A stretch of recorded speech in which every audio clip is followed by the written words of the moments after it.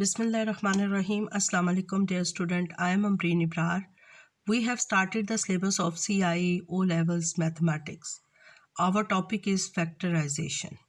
Chapter 4, Exercise 4C from book D1, 7th edition.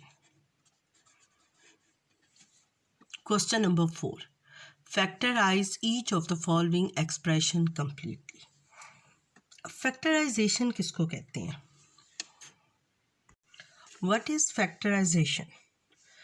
Factorization is a process of expressing an algebraic expression as a product of two or more algebraic expression. It is the reverse of expansion. हम देखते हैं कि हम factorise कैसे करते हैं. To factorize algebraic expression, we will need to identify common factor. That is the common number or common variable of the term. For example,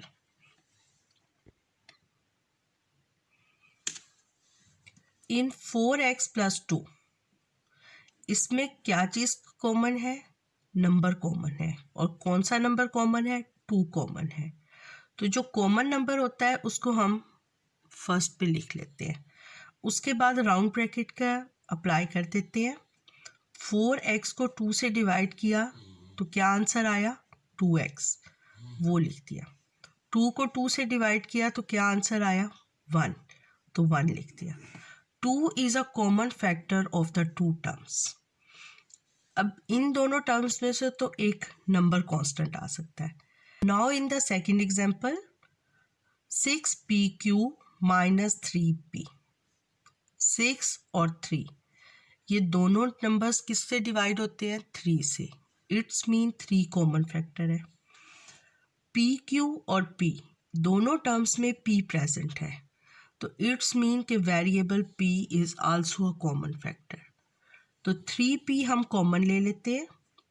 first हम 3p right करेंगे, उसके बाद राउंड ब्रैकेट का साइन लगा देंगे. 6pq को 3p से divide किया, हमारे पास रिमेनिंग क्या रह गया? 2q. और माइनस 3p को 3p टर्म को 3p टर्म से डिवाइड किया तो क्या रह गया? 1. 3 and p are common factors of the two terms. तो ये फैक्टराइज हो गया और हमने अलजेब्रिक एक्सप्रेशन को product of two algebraic expression में लिख दिया. ये होती है फैक्टराइजेशन. 12x माइनस 9 ये हमारे पास एक अलजेब्रिक एक्सप्रेशन है. इसकी 2 टर्म्स है. इसको हमने फैक्टराइज करना है. फैक्टराइज करने के लिए फर्स्ट हम क्या चीज़ फाइंड करते हैं? हम देखते हैं कि 9 और 12 ये किस टेबल पर डिवाइड होते हैं. देखिए 9 भी 3 से डिवाइड होता है, 12 भी 3 से डिवाइड होता है. तो 9 और 12 का हम क्या ले लेते हैं? हाईएस्ट कॉमन फैक्टर ले लेते हैं, HCF ले लेते हैं. 9 और 12 का HCF लिया, 3 से डिवाइड किया. 3 3 9, 3 4 12. 3 के अलावा हाईएस्ट कॉमन फैक्टर नहीं है, यानी 9 और 12 का HCF क्या आया? 3. उसको हम लिख लेते हैं इस तरह, यानी 3 is the highest common factor. उसके बाद हम राउंड ब्रैकेट साइन लगाते हैं. 12 को 3 से डिवाइड करें तो क्या आंसर आता है? 4. और x एज इट इज़ आ जाएगा. यानी ये जो 12x वाली टर्म है इसको हमने 3 से डिवाइड किया तो क्या आंसर आया? 4x. हमने वो लिख दिया. उसके बाद ये क्या साइन है? Minus. Minus as it is आ जाएगा क्योंकि बाहर हमने क्या लिया? पॉजिटिव 3 कॉमन लिया. 9 को 3 से डिवाइड करें तो क्या आंसर आता है? 3. ये फैक्टराइज हो गया. यानी 12x माइनस 9 को हमने क्या कर दिया? फैक्टराइज कर दिया. फैक्टराइजेशन का क्या मीनिंग है? कि अलजेब्रिक एक्सप्रेशन को आप प्रोडक्ट ऑफ 2 और मोर अलजेब्रिक एक्सप्रेशन में लिखें. तो हमने ये अलजेब्रिक एक्सप्रेशन को product of two algebraic expression में लिख दिया। Question number 4 B part, -25y -35। अब देखें दोनों टर्म्स के साथ माइनस साइन है, तो हम माइनस साइन कॉमन ले सकते हैं। 25 और 35 का HCF फाइंड कर लें। 5 5 ज़ा 25, 5 7 ज़ा 35। तो 5 जो है वो हाईएस्ट कॉमन फैक्टर है, 5 भी हमने कॉमन ले लिया। उसके बाद आप देखें कि इस टर्म में y है, इस टर्म में y नहीं है, इसका मतलब है कि कोई वेरिएबल कॉमन नहीं है। अब हम राउंड ब्रैकेट अप्लाई कर देंगे, माइनस साइन कॉमन आ गया, तो ये माइनस साइन किस में चेंज हो जाएगा, पॉजिटिव में। जब हम माइनस साइन कॉमन लेते हैं तो जितनी भी टर्म्स हैं उन सब के साइन चेंज हो जाएंगे, नेगेटिव हैं तो पॉजिटिव हो जाएंगे, पॉजिटिव हैं तो नेगेटिव हो जाएंगे।